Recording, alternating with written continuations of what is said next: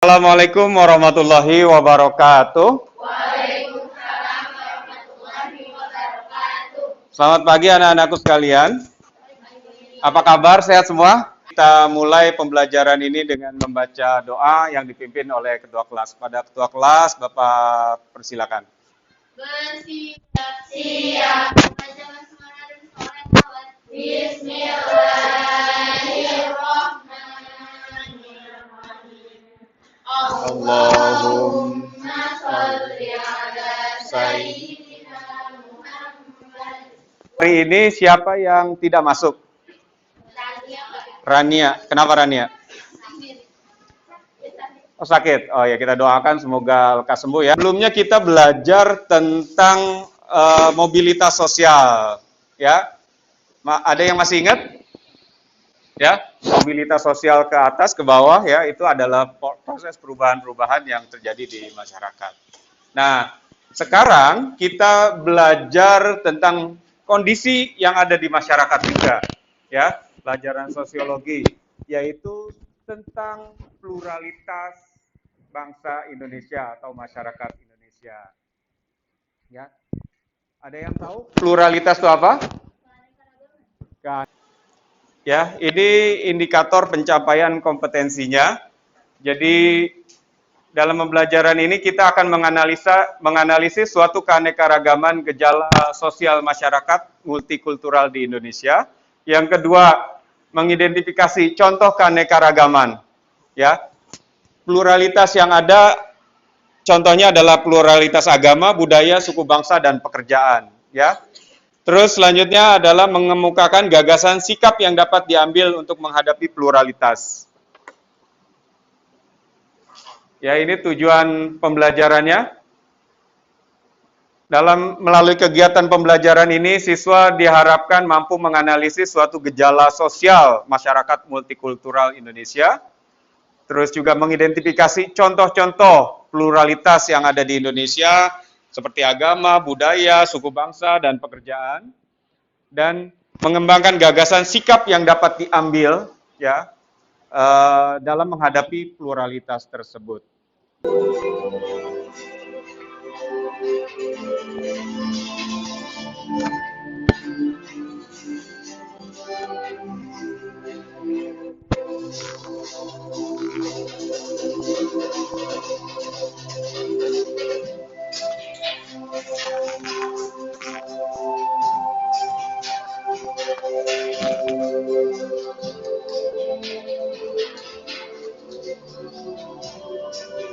Di video bercerita tentang apa? Coba angkat tangan. Ayo. Bercerita tentang apa? Gak apa-apa. Keberagaman. Keberagaman. Ya. Nah, cerita keberagaman apa saja tadi yang diceritakan? Ayo, Arin. Apa aja? Keberagaman apa aja? Keberagaman Agama, budaya, suku bangsa, bahasa, flora fauna. Berapa bahasa tadi di 746. 746 bahasa. Ya. Itu mungkin Sunda dihitung satu ya. Padahal Sunda aja macam-macam. Jauh profesi atau pekerjaan. Ada pekerjaan apa aja? Dokter, ya, petani, ojek online, ya, guru, ya, seperti itu. Nah, mana profesi atau pekerjaan yang paling baik? Ya? Semua saling melengkapi. Mana? Kalau menurut kalian mana yang paling kerjaan yang paling baik? Semua baik, ya. Semua saling melengkapi. Kalau tidak ada guru, siapa yang akan jadi dok? Hindu, Buddha, Konghucu, Islam, Katolik, Protestan. Ada yang kurang nggak? Udah aja, cukup ya. 6. Tapi agama lain boleh nggak ada di Indonesia? Ya tadi Bapak sebutkan ada, Yahudi ada di Indonesia. Mungkin Zoroaster juga ada. Boleh. Ya, ada Islam, Ahmadiyah, ada yang apa lagi? Semua boleh ada di Indonesia. Nah, ini ada pesan dari siapa ini? Presiden Abdurrahman Wahid, ya, mantan presiden almarhum. Ya, kalau kamu bisa melakukan yang baik untuk semua orang, orang tidak tanya apa agamamu, ya. Seperti itu ya. Jadi lakukanlah yang terbaik sebagai orang Islam, sebagai orang Kristen, Hindu, Buddha, apa segala macam. Kebaikan itu tidak dibatasi oleh sekat-sekat agama. Nah, ini perbedaan budaya, ya. Ide, gagasan, nilai, norma, peraturan yang sifatnya abstrak berada dalam pemikiran manusia. Ya. Slide-nya nanti Bapak sudah Bapak kirim ya. Ya, budaya, bagian dari budaya itu seni, bahasa dan lain sebagainya di Indonesia itu sangat plural, sangat banyak. Ya, ini salah satu unsur kebudayaan. Ya. Oke, sekarang kita masuk pada tugas kelompok. Ya, buatlah 5 kelompok. Kita sudah membagi kelompok menjadi 5 ya. Jadi kita langsung saja pada tugas kelompok, yaitu yang pertama, setiap kelompok mendiskusikan contoh kasus terkait dengan masalah yang timbul akibat pluralitas dalam masyarakat. Terus masalah apa yang terjadi, mengapa masalah tersebut muncul, dan bagaimana pihak-pihak terkait seharusnya bertindak. Buatlah mind mapping tentang permasalahan tersebut. Setiap kelompok mempresentasikan hasil diskusinya. Ya, Bapak kasih waktu 15 menit untuk mendiskusikan, lalu kita akan mempresentasikan. Ya, silakan.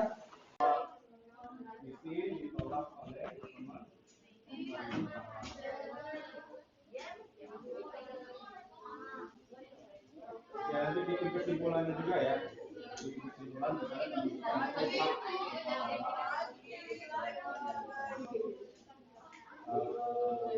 pemerintah harus memberikan anggaran nanti bagi 2 orang semuanya maju, perwakilan 2 orang, terus kita nanti kesimpulan. Oke. Ya, ini kasusnya apa?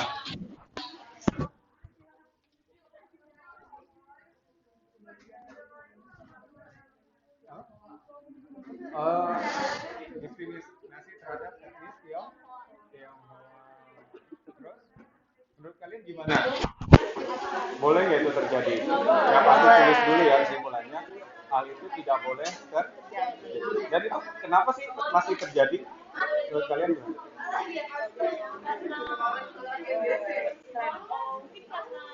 Pikirannya kayak Ada prasangka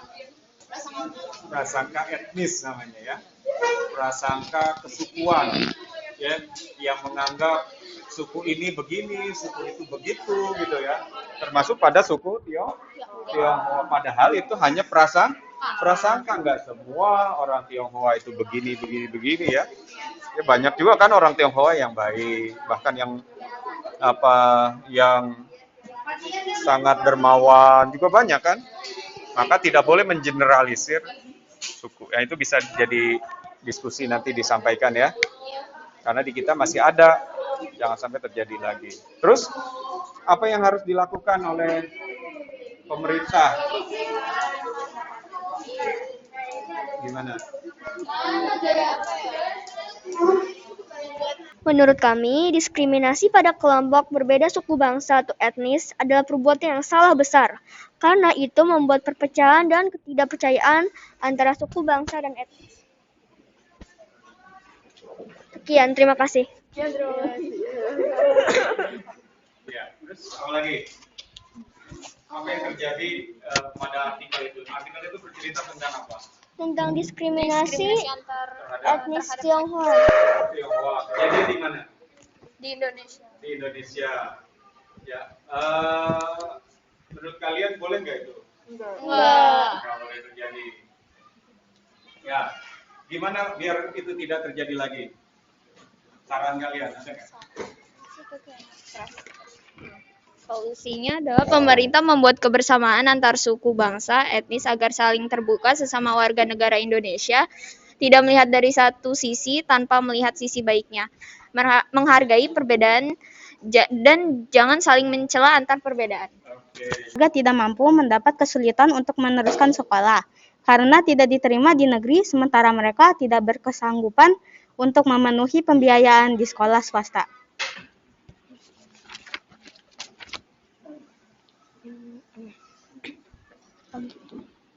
Masalah ketidakadilan bisa muncul karena Masalah ketidakadilan seperti itu karena meningkatnya biaya kehidupan sehingga menurunkan taraf kehidupan hampir seluruh masyarakat di dunia dan menambah banyaknya rakyat yang tidak mampu. Tetapi di sisi lain negara, khususnya sekolah, juga membutuhkan banyak biaya untuk pembangunan sehingga sulit untuk memberikan privilege untuk keringanan yang semestinya bisa didapatkan oleh kelompok orang yang mempunyai ketidakmampuan tersebut.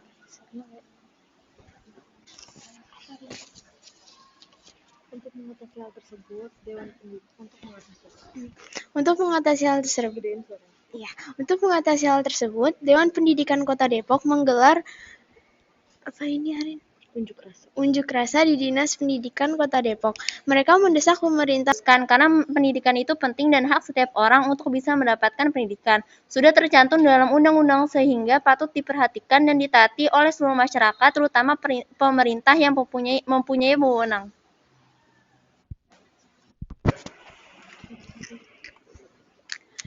Sekian hasil diskusi dari kelompok kami. Kurang dan lebihnya mohon maaf. Wassalamualaikum warahmatullahi wabarakatuh. Upacara keagamaan digelar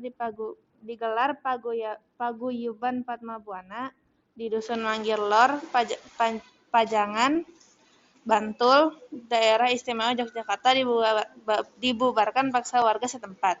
Merasa tidak melakukan perbuatan yang melanggar hukum, peserta upacara mengaku sangat kecewa dengan pembubaran ini. Seperti diketahui, odalan atau peringatan Mahalingga Padma Buana merupakan upacara masyarakat Hindu. Sebelumnya, umat yang hendak melaksanakan kegiatan tersebut juga telah melakukan sosialisasi kepada warga sekitar terkait upacara. Hal yang harus dilakukan agar tidak ada lagi tindakan diskriminasi dan intoleransi budaya di sekitar kita adalah saling menghargai, meningkatkan kesadaran terhadap banyaknya perbedaan di Indonesia yang dijadikan sebagai persatuan, bukan perpecahan. Sekian dari kelompok 4. Terima kasih. Wassalamualaikum warahmatullahi wabarakatuh.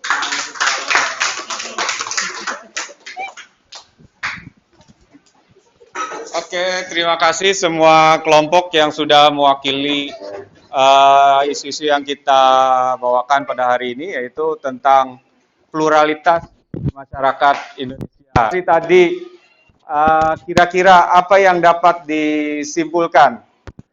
Ya, silakan. Siapa? Silakan. Jadi menurut kami kesimpulan dari pluralitas adalah perbedaan itu hal yang wajar dan tidak bisa dipaksakan. Karena dengan adanya perbedaan kita dapat saling melengkapi. Dan kodrat manusia dalam kehidupan adalah sebagai makhluk sosial yang saling membutuhkan. Jadi perbedaan itu sudah kodrat yang Tuhan berikan ya. Ya, ada lagi dari kelompok lain yang mau menyimpulkan? Silakan. Iya. Kesimpulan dari kelompok kita, perbedaan itu adalah niscaya. Bapak beri tugas untuk membuat satu pertanyaan. Setiap orang membuat satu pertanyaan tentang pluralitas yang kita pelajari pada hari ini. Misalnya, kenapa Tuhan menjadikan kita berbeda-beda? Nah, itu boleh. Nanti dari pertanyaan itu kita akan bahas pada pertemuan berikutnya, ya. Mengerti? Ya, silakan buka buku tulis dan pakai pulpen, ditulis satu. Oleh karena itu, ini merupakan anugerah sekaligus tantangan. Kalau bangsa Indonesia tidak bisa menghormati perbedaan, bangsa Indonesia akan hancur lebur karena konflik dari perbedaan tersebut. Oleh karena itu, kita sebagai generasi muda, generasi penerus bangsa ini harus bisa menjadikan perbedaan sebagai anugerah bangsa Indonesia. Oke, anak-anak sekalian ada pertanyaan lagi? Ada? Sudah? Oke, tidak ada ya. Waktunya juga sudah habis, oleh karena itu marilah kita akhiri pembelajaran ini. Semoga dalam pembelajaran ini kita mendapatkan pengalaman dan pembelajaran yang bermanfaat buat kehidupan kita. Bapak persilakan kepada ketua kelas untuk memimpin doa untuk ditutup. Setiap siap, alhamdulillah.